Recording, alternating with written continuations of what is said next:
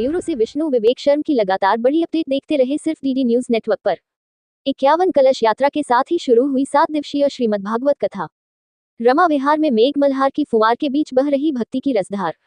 भीलवाड़ा 7 दिवसीय श्रीमद् भागवत कथा में नारद भक्ति संवाद का निरूपण करते हुए कथावाचक विष्णु महाराज ने बताया कि जिस प्रकार सुबह, दोपहर और शाम के बगैर दिन अधूरा होता है, ठीक उसी प्रकार हमारा जीवन भी भक्ति, ज्ञान और वैराग्य के बगैर अधूरा है। जब हमारे जीवन में ये तीनों चीजें निरंतर रहेगी तभी जीव परमात्मा को प्राप्त कर सकता है। आजकल इस मोबाइल की दुनिया में लोगों में भक्ति तो जवान दिखती है पर ज्ञान और वैराग्य अचेतन अवस्था में है।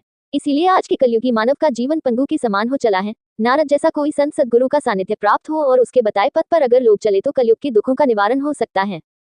जैसे नारद जी ने भक्ति का दुख निवारण करने के लिए बद्री विशालपुरी में संकादिक ऋषियों के सहयोग से भागवत कथा सप्ताह का आयोजन किया था, जिससे ज्ञान वैराग्य को नया स्वरूप प्राप्त हुआ था। श्रीमद् भागवत कथा का प्रभाव इतना है कि बद्री विशालपुरी में गंगा किनारे भागवत कथा का वाचन हुआ और वृंदावन जी में यमुना किनारे अचेत अवस्था में पड़े ज्ञान और वैराग्य नौजवान हो गए और भगवान श्री कृष्ण का कीर्तन करते हुए नाचने झूमने लगे। कितने से कितना भी बड़ा पापी क्यों ना हो, भागवत कथा श्रवण करने मात्र से उस पापी की बुद्धि भी शुद्ध हो जाती है और उसको सद्गति प्राप्त होती है। आत्मदेव और धुंधली के पुत्र धुंधकारी का व्याख्यान करते हुए रमा विहार स्थित रामेश्वर महादेव मंदिर प्रांगण में रविवार को शुरू हुई 7 दिवसीय भागवत कथा में बोलते हुए कथावाचक विष्णु महाराज ने बताया कि कलयुग में मनुष्य का मैला मन ही धुंधकारी है। काम, क्रोध, लोभ, मद और मोह रूपी 5 विषयों के प्रति मन हमेशा अधीन रहता है। इन्हीं में लिप्त रहते हुए अगर मनुष्य की मृत्यु होती है तो ये जीव प्रेत योनि को प्राप्त करता है। गोकर्ण जैसे संत के द्वारा भागवत कथा श्रवण करने पर प्रेत योनि से मुक्त होकर के सद्गति को प्राप्त करता है। पर यदि जीवित अवस्था में मनुष्य भागवत कथा श्रवण करके काम, क्रोध, लोभ, मद, मोह जैसे विकारों को त्याग देता है, तब निश्चित ही उसे भगवान की शरण प्राप्त होती है।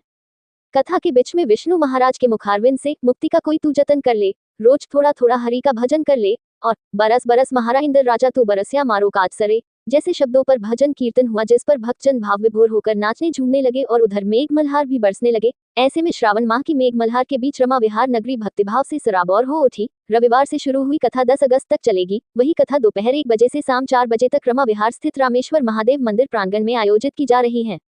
रामकन्या त्रिपाठी ने बताया कि रमा विहार स्थित रामेश्वर महादेव मंदिर प्रांगण में दिनांक 4 अगस्त से 10 अगस्त तक 7 दिवसीय श्रीमद् भागवत कथा का प्रतिदिन दोपहर 1 बजे से 4 बजे तक 3 घंटा प्रीतिबाला जोशी व उमा मित्तल के साथ ही रमा विहार की समस्त महिला मित्र मंडली के सानिध्य में श्रीमद् भागवत कथा का आयोजन किया जा रहा है।